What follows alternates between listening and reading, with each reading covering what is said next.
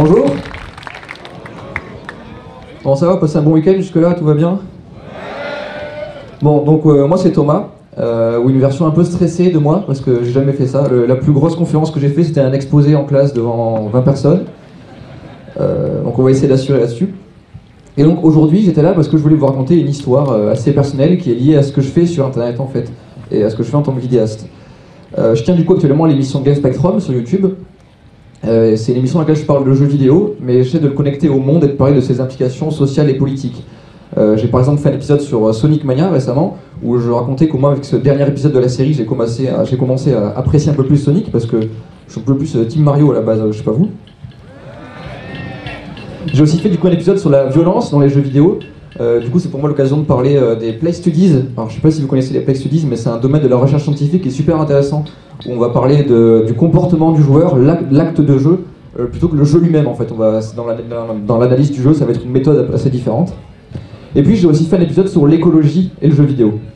Alors mes vidéos souvent ça va être beaucoup de recherche, limite comme un universitaire, je peux passer des jours voire des semaines à vraiment faire de la recherche sur le sujet. Je vais aller lire la littérature scientifique sur le domaine dont je vais parler, je vais aller écouter les gens de référence et tout ça, et à la fin je vais me retrouver avec une dizaine de pages de notes comme ça, et là je vais passer vraiment des jours chez moi comme un ermite à essayer de rédiger ces notes pour sortir avec un script qu'après je vais faire relire à des pairs. En gros j'essaie de fournir un travail assez sérieux, ou en tout cas que j'estime assez sérieux. Alors du coup quand j'ai voulu parler d'écologie par rapport aux jeux vidéo, comme dit précédemment, j'ai fait mes recherches. Et très vite, je me suis orienté vers le monde de l'informatique et les problématiques inhérentes au monde de l'informatique, c'est-à-dire vers les métaux rares.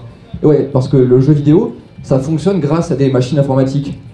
Que ce soit des ordinateurs, des consoles de jeux, des smartphones, tous les supports de jeux vidéo sont des ordinateurs, quelque part.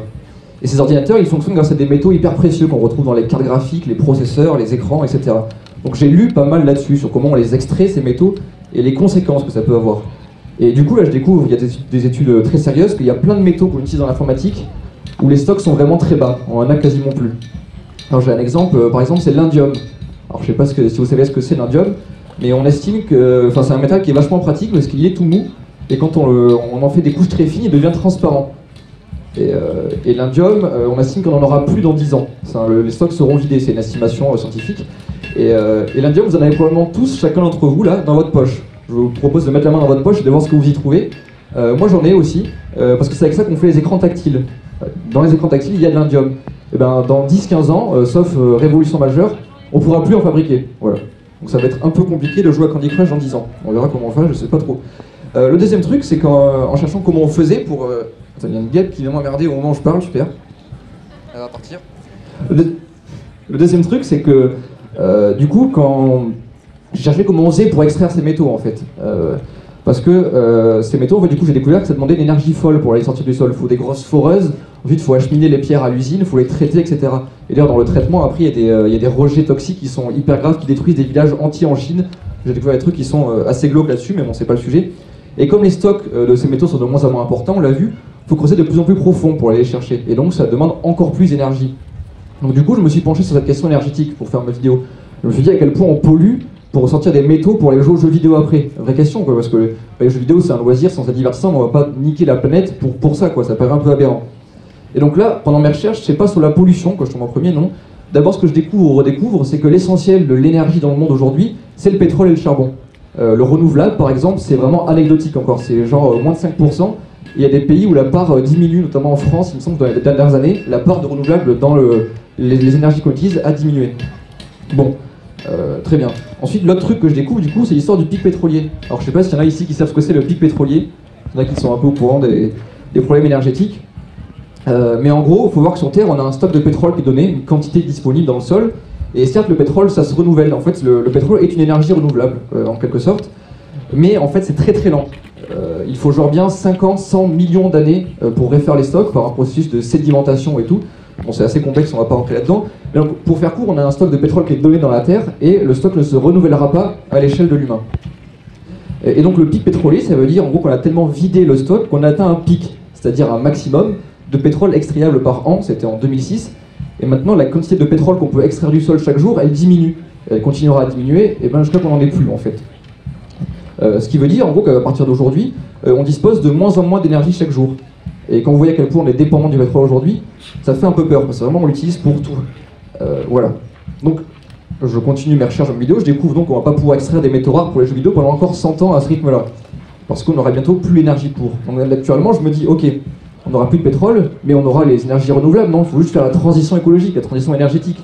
On en parle beaucoup, c'est un peu dans toutes les bouches en ce moment, c'est au programme de Mélenchon, de Poutou, il y a Nicolas Hulot qui en parle, même Macron, pour vous dire, il en parle. C'est pour vous dire comment vraiment tout le monde en parle, même les gens qui sont nazes sur ces sujets, quoi.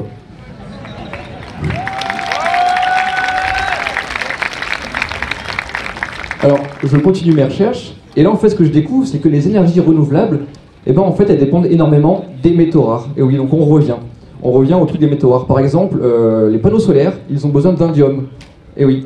Sauf que, comme dit, on doit les extraire, ces métaux, et on en a quasiment plus, et ça pollue de ouf d'aller les chercher parce qu'il nous faut masse de pétrole qu'on a quasiment plus non plus, en fait. Rajoute à ça que, par exemple, les éoliennes, elles ont 25 ans d'espérance de vie, et qu'on n'est pas capable de recycler les métaux de ouf qu'on met dedans. Bon. Donc j'avais fait mes petites recherches, et en fait, à la fin, j'étais là en mode, merde, il y a un truc qui fonctionne pas, en fait. C'est vraiment le serpent qui se mord la queue dans l'histoire. J'ai pas l'impression qu'on va régler le problème avec des jolies éoliennes pas si renouvelables que ça, en fait, en mangeant bio et en conduisant des Tesla avant de les envoyer dans l'espace. Pas du tout, en fait. Parce qu'on n'aura jamais autant d'énergie avec le renouvelable qu'on en a avec le pétrole. Jamais. Alors là, je me retrouve un peu comme un con. Je voulais parler de jeux vidéo et écologie, et je finis par écrire une vidéo sur la fin, ou en tout cas les limites assez grosses de la civilisation thermo-industrielle. Parce que là, ce qu'on vient de voir, ça implique à plus ou moins long terme plus de voitures, plus d'avions, plus de chauffage, plus d'engrais, parce qu'on a aussi le pic du phosphore qui arrive. Bon, je vous détaillerai pas ce que c'est le phosphore, mais on l'utilise dans les engrais. Ça veut dire aussi plus de quoi faire tourner les machines dans les usines, et en plus, il faut rajouter à ça un climat qui dérègle complètement le monde entier à un niveau qu'on a encore du mal à anticiper. En gros, en faisant mes recherches, j'ai découvert qu'il y avait une asymétrie entre les connaissances du grand public sur l'écologie et le consensus scientifique sur le sujet. En fait, on est bien plus dans la merde qu'on l'imagine actuellement. Il va falloir accepter en fait de faire de grosses concessions dans notre confort de vie. Je me souviens d'un chercheur que j'avais écouté, qui s'appelle Jean-Marc Jancovici, pour ceux qui connaissent, et qui nous disait que le niveau de vie du smicard français n'est pas tenable. Voilà. Donc d'ici 50 ans, il faudrait qu'on vive tous en dessous du SMIC. Donc ça fait bizarre. Et du coup, j'étais là avec ma chaîne qui parle de jeux vidéo. Je veux dire, à ce niveau-là, j'avais vraiment plus du tout envie d'être derrière mon écran à parler de ça, en fait. Parce que l'urgence, elle était pas ça, j'avais l'impression qu'elle était politique, l'urgence, elle était écologique, elle était ailleurs. Bon, j'ai quand même fini par la faire, la vidéo, elle est sortie, un bon gros truc de 42 minutes, elle a plutôt bien marché, elle a tourné un peu partout, et j'étais content, j'avais quand même l'impression d'avoir fait un bon boulot, et d'avoir un peu, voilà, j'allais dire, éduqué un peu sur cette question-là. Mais à ce moment-là, je me suis quand même vachement interrogé sur ce que je faisais, en fait, c'est-à-dire parler de jeux vidéo sur Internet, parce que ça n'avait plus de sens pour moi. Face à la direction que prenait l'histoire humaine et face à l'inertie de nos sociétés, face à ces problématiques, j'avais plus du tout l'impression d'apporter en fait ma pierre à l'édifice. Je me sentais un peu inutile. Qu'est-ce que nous, les humains, on est en train de faire? Tous ces siècles d'histoire, de progrès, l'Antiquité, le Moyen-Âge, la Renaissance, les temps modernes, tout ça pour finir par s'autodétruire sans réagir? Où était le sens derrière tout ça? C'était ça mon interrogation. Le sens de l'histoire humaine. Voilà, on y est, c'est bon. La conférence peut commencer. Merci. Alors, le sens de l'histoire humaine, c'est une question qui est super complexe. Et je pense que chacun peut avoir sa propre réponse, en fait. C'est une question un peu philosophique. Les religieux, ils vous diront, par exemple, que le sens de l'histoire humaine, c'est Dieu qui décide, qu'il faut suivre ses enseignements, un truc comme ça. Les marxistes, ils vous diront que le sens de l'histoire humaine, c'est la lutte des classes et le triomphe du prolétariat face à la bourgeoisie pour instaurer une société socialiste. Bon. Bah ouais, carrément. Les biologistes, eux, ils vous diront sûrement que le but premier de l'humain, c'est la survie et la prospérité de son espèce. Et puis les nihilistes, eux, ils vous diront qu'il n'y a pas de sens, que tout n'est que vacarme assourdissant qui résonne dans un univers indifférent. Bon, ok, yes. Mais du coup, pour un gamin qui naît dans les années 90 comme moi, c'est quoi le sens de l'histoire humaine? C'est quoi le but? Ben, perso, j'ai toujours eu l'impression que c'était le progrès social, sociétal, mais surtout technologique.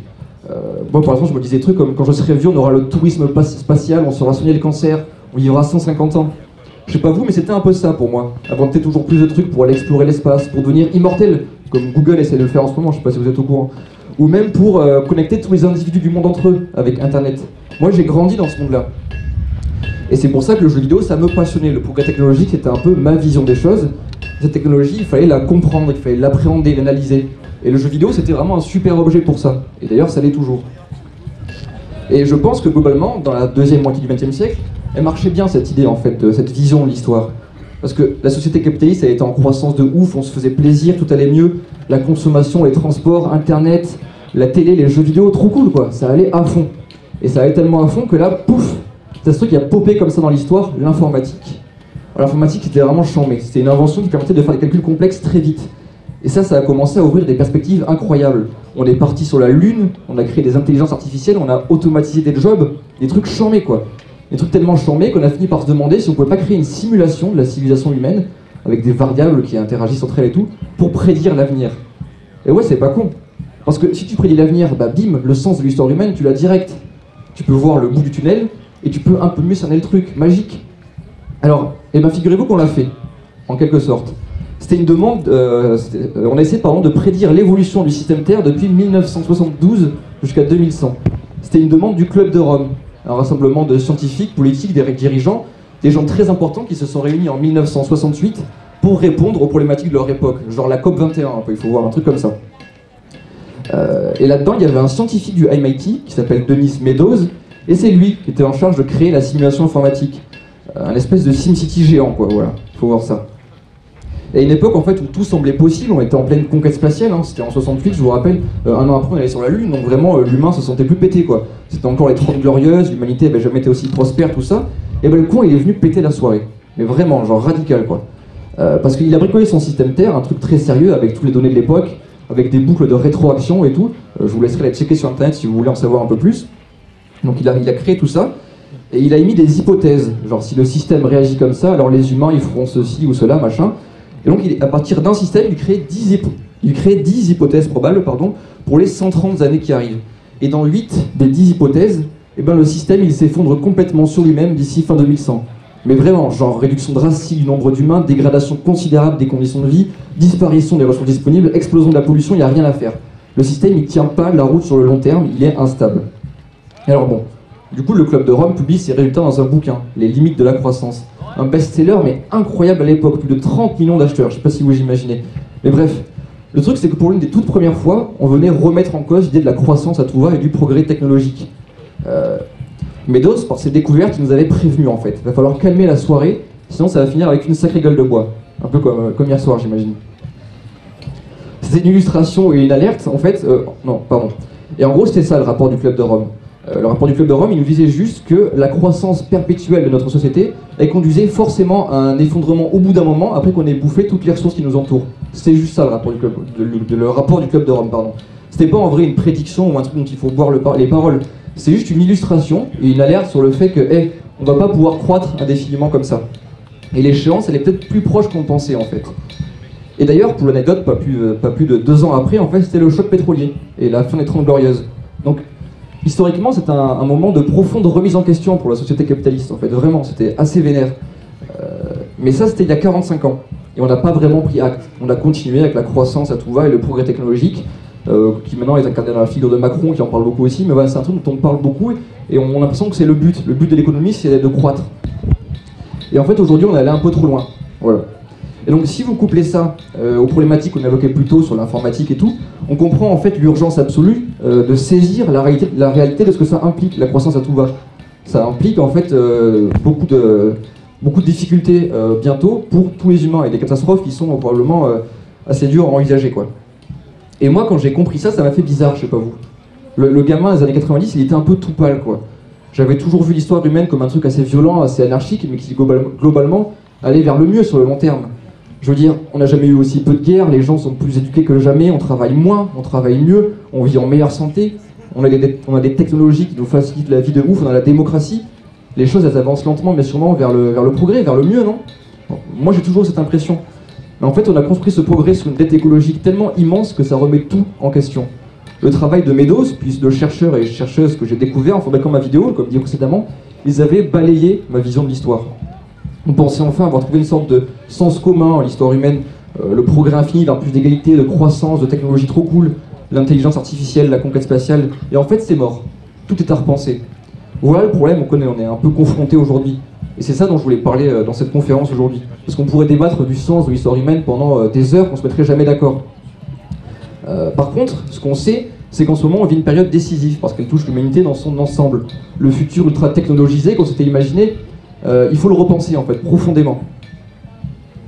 Le sens qu'on pouvait avoir trouvé à une époque, il est plus fragile que jamais. Et aujourd'hui, tout semble indiquer qu'il faudrait rationnellement organiser une forme de décroissance en vue de ce qui arrive. Il faut qu'on réduise la voilure et notre impact sur le monde. Parce qu'on l'a vu, les énergies renouvelables, elles ne remplaceront pas entièrement le pétrole. Et c'est relou. C'est clair que c'est relou. Peut-être pas en fait. Non mais c'est vrai quoi, pour la première fois, on sait à peu près ce qui nous attend. On a des données scientifiques qui sont là, les problèmes sont identifiés. Maintenant, il faut juste qu'on se reconstruise en fait un imaginaire fertile. On peut désormais donner le sens qu'on veut à l'histoire humaine, parce que se trouve à cette période la plus charnière, la plus complexe. On sait qu'on doit prendre un gros virage. Et pour aller où?